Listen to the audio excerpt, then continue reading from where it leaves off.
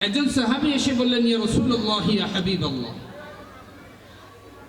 আমি কি আমার মায়ের ঋণ পরিশোধ করতে পারবো না? আমি আমার মাকে নিয়ে কাবায় গেছি, হজ করেছি, তিনি হাঁটতে পারেন না, চলতে পারেন না, খেতে পারেন না, শুতে পারেন না, আমি তাকে আমার কাঁধে করে নিয়ে আমি সাত চক্কর দিয়েছি, এরপরে সাফায় গিয়েছি, মারওয়ায় গিয়েছি, হজের কাজগুলো সম্পন্ন করেছি, আমি কি আমার মায়ের ঋণ পরিশোধ করিনি?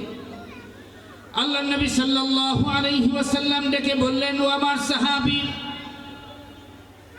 তুমি তোমার মায়ের বৃদ্ধকালে তোমার মাকে তুমি শুধুমাত্র একবার একটা সফরে তুমি তোমার মাকে নিয়ে সফর করেছো, হজ করিয়েছো, তুমি ভাবছো যে তুমি তোমার মায়ের ঋণ পরিশোধ করে ফেলেছো, এমন চিন্তা তোমার কাছে এসেছে। তুমি যখন ছোট্ট ছিলে, তোমার সেই ছোট্ট বয়সে ছোট্ট এই অবস্থায় তোমার মা শত শত সফর করেছে, তোমাকে কোলে করে নিয়ে গেছে, তুমি অনাহারে থাকবে বলে তিনি না খেয়ে থেকেছে, তোমার প্রস্রাব পায়খানাগুলো পরিষ্কার করেছে, তুমি যখন বমি করেছো তখন সেই বমিগুলো পরিষ্কার করেছে, তুমি যখন ক্ষুধা লাগলে খাবার চাইতে পারতে না, সেই করুণ সংকটকালেও তোমার মা তোমাকে অত্যন্ত আদর সোহাগ দিয়ে লালন পালন করেছে। আর তুমি যে তোমার ওই শৈশবে তোমার মায়ের স্তন থেকে 2 বছর পর্যন্ত দুগ্ধ পান করেছো, ওই 2 বছর পর্যন্ত হাজার হাজার লক্ষ লক্ষ ঢোক তুমি তোমার মায়ের স্তন থেকে দুধ পান করেছো, এইরকম এক ঢোক দুধের যে মূল্য রয়েছে, তুমি তোমার মাকে নিয়ে হজ করেছো, এই হজের বিনিময়ে মায়ের এক ঢোক দুধের বিনিময় এখনো পূর্ণ হয়নি। বলেন সুবহানাল্লাহ। মাকে এত বেশি সম্মান দিয়েছে। মারা যদি সন্তানের জন্য দোয়া করেন, এই দোয়াটার সাথে সাথে কবুল হয়ে যায়। আমাদের একজন ওয়ার্ল্ড ফেমাস ব্যক্তিত্ব আছে, ইসলামিক স্কলার আছে, আপনারা চিনবেন নাম বললে, শেখ আহমদুল্লাহ। নাম শুনেছেন আপনারা? একটু আওয়াজ করে বলেন, নাম শুনেছেন? শেখ আহমদুল্লাহর আব্বা আজ থেকে 1.5 বছর আগে মারা গেছেন। আল্লাহ তাআলা তাকে জান্নাতের সুউচ্চ মাকাম দান করুন, সকলে বলে আল্লাহুম্মা আমিন। শেখ আহমদুল্লাহর আব্বাকে জিজ্ঞেস করা হলো, আপনার ছেলেটা ওয়ার্ল্ড ফেমাস, সারা দুনিয়া চেনে এমন একজন বিখ্যাত আলেমে পরিণত হয়েছে, সারা দেশের মানুষ চেনে, তার জন্য দোয়া করে, আপনি এমন কি মনে করেন যে কোন কারণে আপনার সন্তান এত বড় আলেম হয়েছে? শেখ আহমদুল্লাহ তার আব্বা বলছেন, আমার 2 জন সন্তান। শেখ আহমদুল্লাহ এমন সন্তান যাকে ছোটবেলায় মাদ্রাসায় দিলে মাদ্রাসায় যেতে চাইতো না।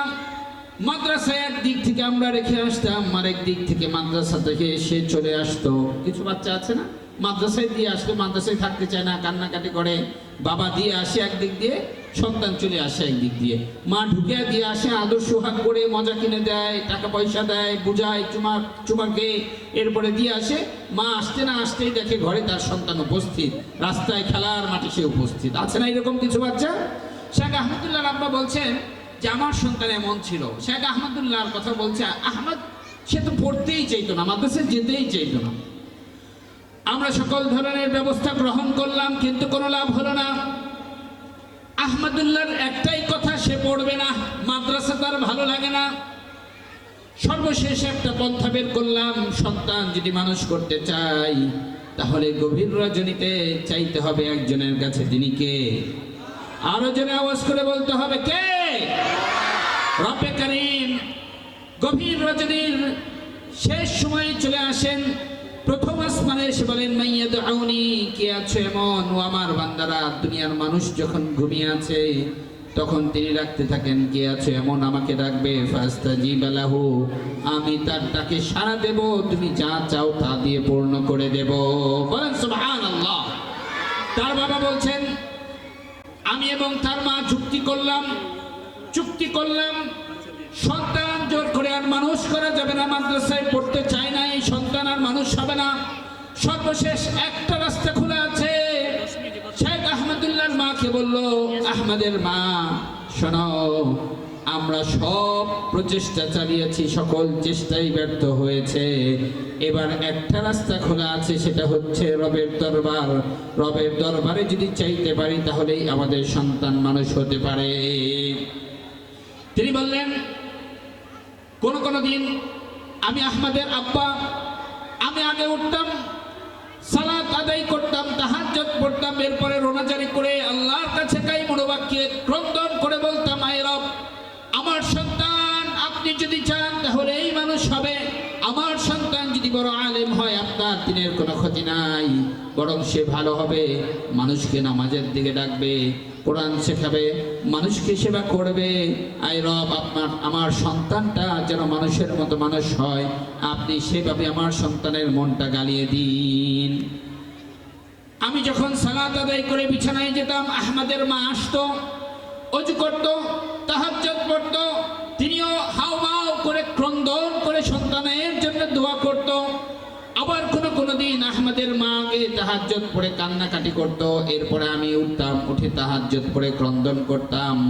আমার মনে হয় আমি এবং ওর মা, আমরা দুজন যে রবের কাছে শেষ রজনীতে চোখের পানি ফেলে আমরা যে ক্রন্দন করেছি, যার কারণে আমাদের সন্তান আজকে ওয়ার্ল্ড ফেমাস, সারা দুনিয়া চেনে এমন বিখ্যাত আলেমে পরিণত হয়েছে। বলেন সুবহানাল্লাহ। এজন্য সন্তানকে যদি চাই সে আল্লাহর ওলি হবে, সে কোরআন হাফেজ হবে, বিশ্ববিখ্যাত আলেম হবে, তাহলে চাইতে হবে কার কাছে? আরো যারা আওয়াজ করে বলেন, কার কাছে? আল্লাহর কাছে চাইতে হবে। একজন ইংরেজ লেখক তিনি দ্বীন শিক্ষার গুরুত্ব আলোচনা করতে গিয়ে বলেছেন, teach your children the Holy Quran, the Holy Quran teach your children everything. আপনি যদি আপনার সন্তানকে কোরআন শেখাতে পারেন, কোরআন আপনার সন্তানকে পুরো বিশ্ব শিখিয়ে দিবে। বলেন সুবহানাল্লাহ। আজকে আমাদের যে সমাজ, আমরা যে সমাজে বসবাস করছি, সেই সমাজের সবচাইতে বড় একটা সংকট হচ্ছে ড্রাগ অ্যাডিকশন, মাদকাসক্ত। গলিতে ঢুকবেন, অলিতে গলিতে মাদকের ছড়াছড়ি, আছে না নাই? মাদকের ছড়াছড়ি।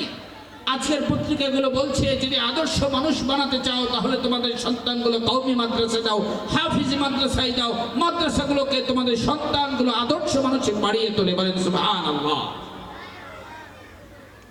একজন অভিনেত্রী তিনি আসছেন একটা টেলিভিশনে কথা বলতে, তাকে বলা হলো যে আপনি একজন অভিনেত্রী হয়ে আপনার সন্তানটাকে কেন মাদ্রাসায় দিলেন?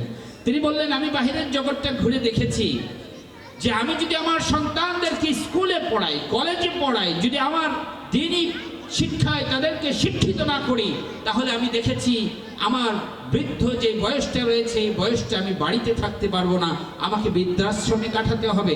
এজন্য আমি আমার সন্তানগুলোকে মাদ্রাসায় দিয়েছি। বলেন সুবহানাল্লাহ। আজকের পৃথিবীতে কোরআনে হাফেজের সংখ্যা আছে 1.25 কোটি, মানে 1 কোটি প্রায় 25 লক্ষ।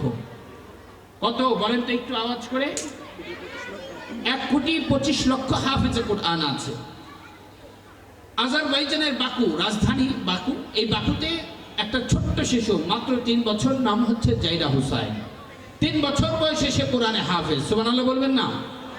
তার মাকে জিজ্ঞেস করা হলো, মা, আপনার সন্তানটা মাত্র 3 বছর বয়স, এখনো কথা ফোটেনি, এই বাচ্চাটা কিভাবে কোরআনে হাফেজ হয়ে গেল?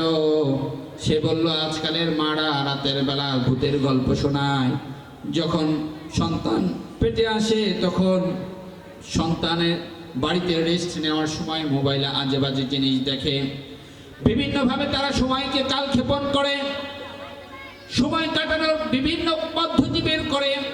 আমার সন্তান জাইরা হোসাইন যখন আমার পেটে এসেছে, তখন আমি কোরআন তেলাওয়াত ছাড়া আর কোনো কিছুই করি নাই, কাজ কর্ম সব কিছুর ফাঁক ফোকর দিয়ে আমি কোরআন তেলাওয়াত করেছি। যখন কোরআন তেলাওয়াত করতে করতে ক্লান্তি চলে আসতো, তখন মোবাইলে আমি কোরআনের তেলাওয়াত ছেড়ে দিতাম। আমার সন্তান যখন ভূমিষ্ঠ হলো, আমি যখন তাকে দুধ পান করাতাম, যখন কোলে নিয়ে তাকে শুয়ে থাকতাম, যখন কোলে নিয়ে বাইরে হাঁটতাম, তখন আমি 24 ঘন্টা সব সময় জাগ্রত অবস্থায় তার কানের মধ্যে কোরআনের আওয়াজ দিয়েছি।